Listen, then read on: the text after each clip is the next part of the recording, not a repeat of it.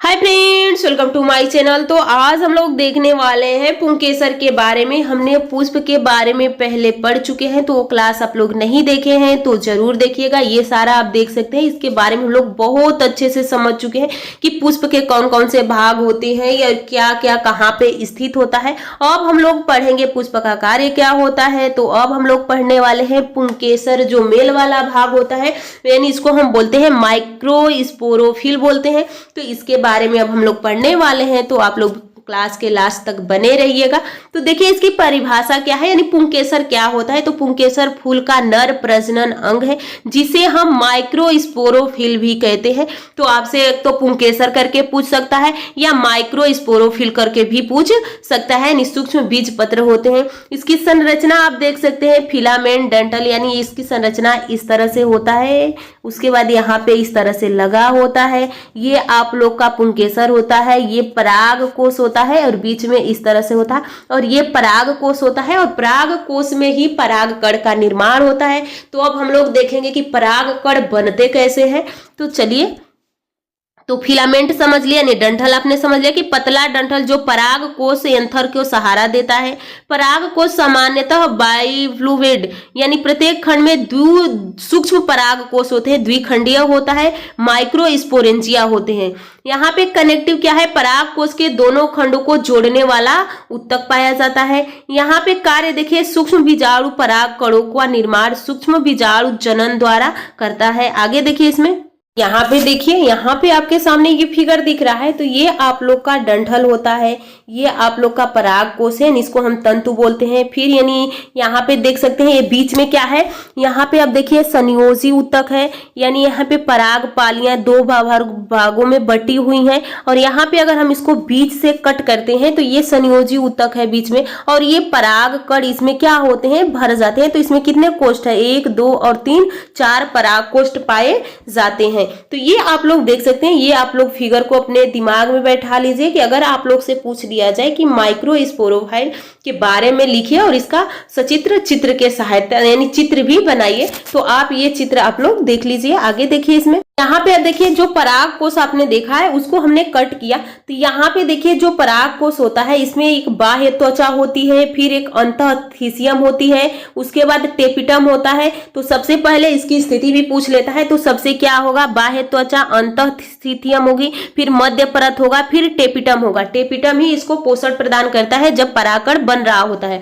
तो यहाँ पे देखिए बाहर क्या है, बाह्य त्वचा है, अंतःथिसियम है, लघु बीजाणु मात्र कोशिका होती है, यानी यहाँ पे माइक्रो मेगास्पोरिक सेल्स होती हैं। उसके बाद ये मध्य परत होता है और टेपिटम होता है। तो सबसे अंदर को क्या पाया जा रहा है, टेपिटम पाया जा रहा है। सबसे बाहर क्या पाया जा रहा है, मध्य त्वचा पा रहा है। जब ये पूरा पराग कण बन के मैच्योर परिपक्व हो जाते हैं तो इसको फटने के लिए अंतःथिसियम ही फटने का कार्य करती है। यहाँ पे आप देख सकते हैं कि यहाँ पे देखिए अंतःथिसियम है, संवहन पुल, यहाँ पे आप देख सकते हैं कि यहाँ पे संवहन पुल होता है, ये रंध्रक होते हैं। ये पराग कण बन के मैच्योर हो चुके हैं और यही अंतःथिसियम फटेगी और ये सारे परागकण क्या होंगे, बाहर निकल जाएंगे। तो चलिए अब लोग हम देखते हैं फिगर, ये आप लोग देख लीजिए। तो अब ने फिगर देखा कि किस तरह से उसका फिगर दिया गया है। अब हम देखते हैं कि पराग कोश, जो सूक्ष्म पराग कोश की विकास कैसे होता है। तो ये देखिए, एक अधपके पराग कोश में 4 सूक्ष्म पराग कोश होते हैं, प्रत्येक खंड में 2 होते हैं। तो सूक्ष्म पराग कोश की भित्ति की परतें बाहर से भीतर की ओर, तो अभी आपने देखा है कि एपिडर्मिस यानी बाह्य इस डर्मिस होती है। उसके बाद आप लोग को एंडोथीसियम होती है, उसके बाद मध्य परत होती है, उसके बाद टेपिटम होती है। तो वही यहाँ पे आपको बताया गया है। तो एपिडर्मिस यानी ये सबसे बाहरी परत होती है। उसके बाद एंडोथीसियम यानी बाहरी परत क्या करेगी, सुरक्षा प्रदान करेगी। एंडोथीसियम पराग कोश के फटने में सहायता करती है। फिर यहाँ पे मध्य परत, मिडिल लेयर, ये आप लोग की जो मिडिल लेयर है, ये 1 से 3 पतली कोशिकाओं जो पकने पर नष्ट हो जाती हैं। और टेपिटम सबसे भीतरी पोषक परत जो परागण को पोषण और एंजाइम प्रदान करता है। तो यहाँ पे देखिए जैसे कि ये पराग कोश है, इसके सबसे बाहर क्या है, यहाँ पे आप लोग को यहाँ पे बाह्य है। फिर इसके अंदर एक आप देखेंगे तो ये एंडोथीसियम है। फिर इसके अंदर आप देखेंगे तो यहाँ पे मिडिल है, और बीच में यहाँ पे क्या है, यहाँ पे आप लोग का टेपिटम पाया जाता है। और इसके अंदर ही क्या बनते हैं, सारे परागकण बनते हैं। आगे देखिए इसमें, पराग कोश के भीतर सूक्ष्म बीजाणु जनक कोशिकाएं, यानी यहाँ पे आप लोग से पूछा गया है कि जो मदर माइक्रोस्पोरिक कोशिकाएं होती हैं जो मियोसिस द्वारा, एक होता है माइटोसिस और एक होता है मियोसिस। मियोसिस समसूत्री और अर्धसूत्री विभाजन, तो मियोसिस यानी अर्धसूत्री विभाजन द्वारा सूक्ष्म बीजाणु बनाती है।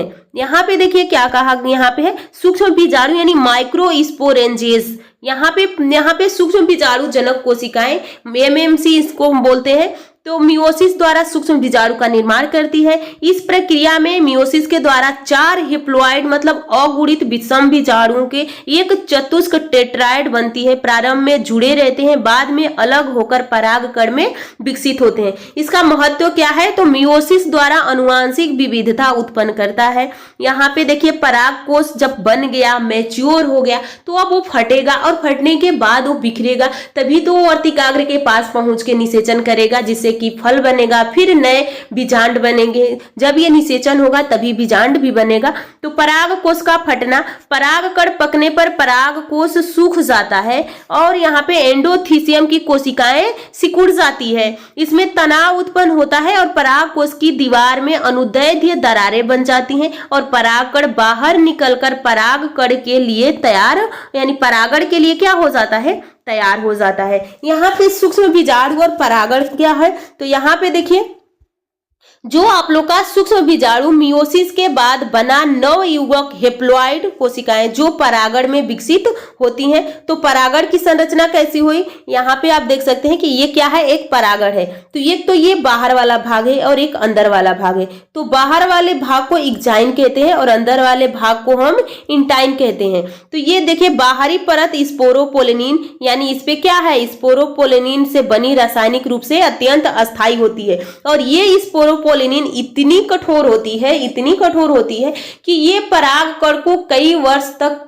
यानी जहां अगर परागकण गिर गया तो उसको कई वर्ष तक वहां बनाए रखती है। तो पूछा जाता है कि परागकण किसकी सुरक्षा से वो खुद बहुत सालों तक रहता है, तो उस पे स्पोरोपोलिनिन ही होता है। यहाँ पे इंटाइन देखिए, इंटाइन क्या है, तो इंटाइन भीतरी परत सेलुलोज और पेक्टिन की बनी होती है।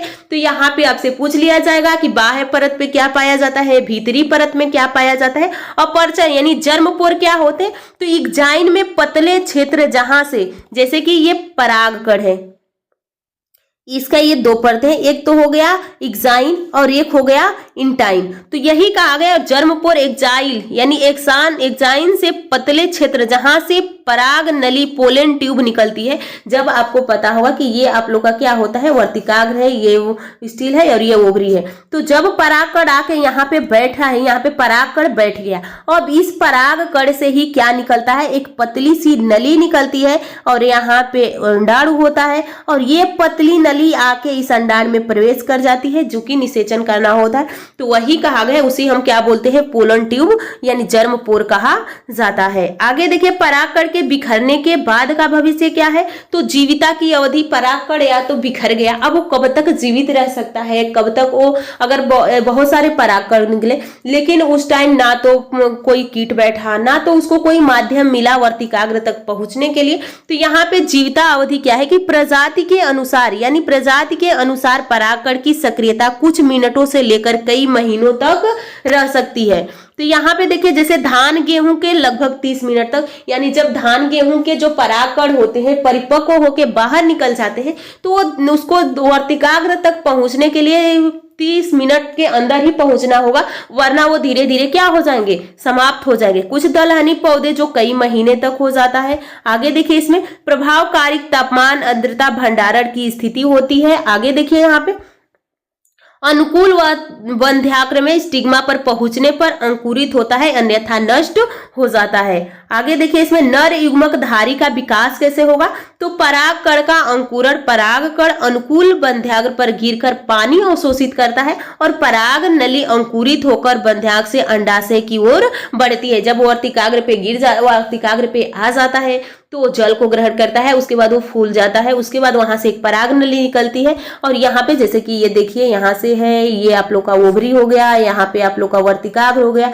ये परागकण आया और ये परागकण इस पे क्या हुआ, बैठ गया। अब ये परिपक्व तो था ही, इस पे पानी मिलेगी तो किसी चीज में जब आप पानी डालते हो तो धीरे धीरे क्या होना चाहता है, ढीला हो जाता है और फूल जाता है। देखते हैं ना कि आप जब कभी बीज को बोते हैं तो बीज को अक्सर करके भिगो दिया जाता है। यहाँ से ये पराग कण निकलेगा, एक नली निकलेगी, यहाँ पे ओव्यूल होता है, इसमें प्रवेश करेगी, निषेचन होगा और यहाँ से सारी प्रक्रिया स्टार्ट हो जाएगी। तो वही पराग नली अंकुरित होकर बंध्याय से अंडाशय की ओर बढ़ती है। अब यहाँ पे कोशिका विभाजन देख लीजिए, तो पराग कोश में सूक्ष्म बीजाणु मियोसिस द्वारा 2 कोशिकाओं में विभाजित होता है। एक होता है यहाँ पे जनरेटिव सेल्स होती हैं और एक हो जाता है नलिका कोश यानी वेजिटेटिव ट्यूब सेल्स होती है। तो एक हो जाता है जनरेटिव सेल्स और एक होता है वेजिटेटिव ट्यूब सेल्स। तो यानी छोटी बाद में 2 नर युग्मक बनता है, यानी यहाँ पे कहा गया है कि जब छोटी होती है और बाद में 2 नर युग्मक बनता है, जब ये क्या रहती है, छोटी रहती है। तो आगे देखिए इसमें क्या हो गया, नलिका कोशिकाएं बड़ी पराग नली के वृद्धि को नियंत्रित करती है। पराग कण के उत्सर्जन के समय पर यह 2 कोशिकाएं अधिकतर पौधों या 3 कोशिकाएं कुछ पौधे जैसे लिली हो सकते हैं।